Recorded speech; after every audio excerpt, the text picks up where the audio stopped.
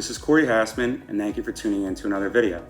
Today, I'd like to talk with you about one of my favorite topics, and that's being decisive in buying your first property. Yes, being decisive in buying your first property. In the past, we've spoken about finding an agent that works well for you, finding a lender that works well for you. But obviously, one of the most important things is finding the home that works best for you. I think since last year, a lot of clients coming in buying a home for the first time were a little nervous that they were going to be competitive or in a bidding war with 100 other people. I think this is actually starting to change primarily in the South Jersey area, where there's going to be a lot more variety for first-time home buyers or buyers in general, where they may be one of the only groups that's interested in that property. This is important to know because if you're moving forward and finding the right home that works well for you, you may not have to be as nervous that maybe your offer may not stand out as well as the next one. Now, I'll be running an open house and there'll be people coming in that are saying, you know what, we just want to come to this open house because we want to see how many other people are interested in the home. Now, I don't believe that this is the best approach. Why? Because 30 years down the line, are you going to be thinking about all the other people that were interested in the home on that day you went to the open house? No, you're going to be thinking about the fact that you love the home that you live in and loved it from the start. Now, the next tip I have for first-time buyers is if you're going on a tour with an agent or you're seeing 5 different open houses for the day and you're on that tour and you're looking at other homes on Zillow or Redfin, then that home that you're at that exact moment may not be the best home for you, and you may or should know at that time that you don't have all the interest in the world in it. I also think it's important that when you're going on that tour, make sure that all the homes that you're looking at it prior, that for the amenities and everything that it has to offer, to see that it's checking off all the boxes for what you'd like to see in a home.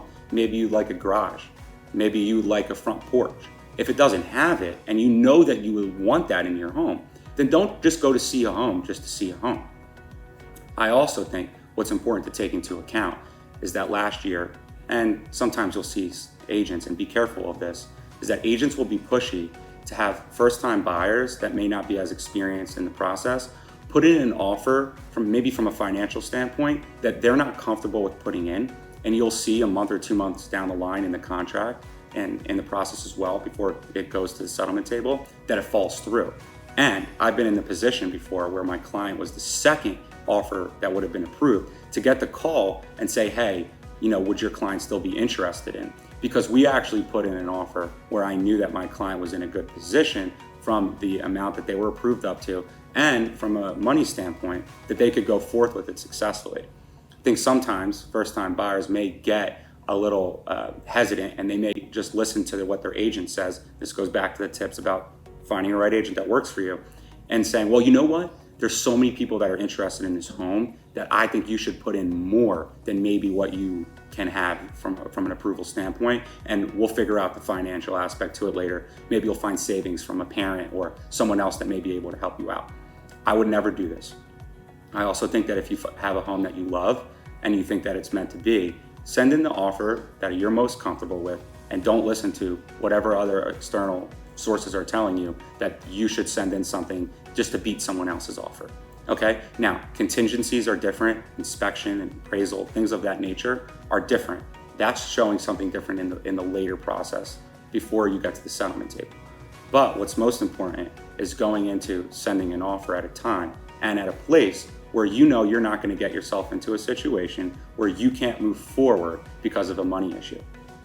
I really think that if you're finding your first home and you absolutely love it, then whatever you are able to send in from a pre-approval standpoint and what your letter says you're approved up to, that should be what the confines you're working into and what you're working with.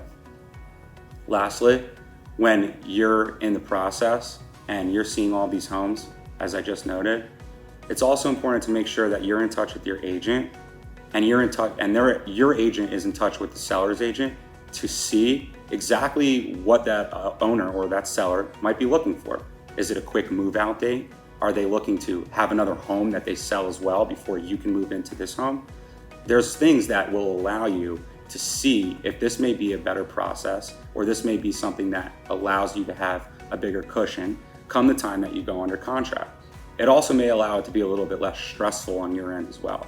You may feel as though you can come into the property and have it just be yours and start doing all the different things you'd like to do with the home. Maybe there's a couple renovations you'd like to make.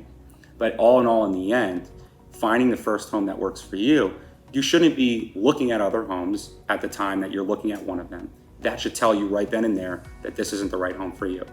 You shouldn't be saying, well, there's always going to be another home out there. Maybe we shouldn't go full force and trying to put in an offer on this one just because, there's so many people that like it. Like I said, and just wrapping it up, if there's a home that you love, you should be going into finding that home that works for you and going into it with sending in an offer, because you may not know if there's other people that back out, or even if they do have any interest at all. Sometimes sellers agents will say, yeah, we have 100 offers that are sent in and all these people are interested. But it's just to make it so that there's other people that want to send in an offer. It doesn't necessarily mean it's always true. Like I said, 100 years, 50 years down the line, are you really going to be thinking about all those other people that were interested in the property? No, you're going to be thinking about the fact that you love that home. Thanks for tuning in to another video. Have a great day.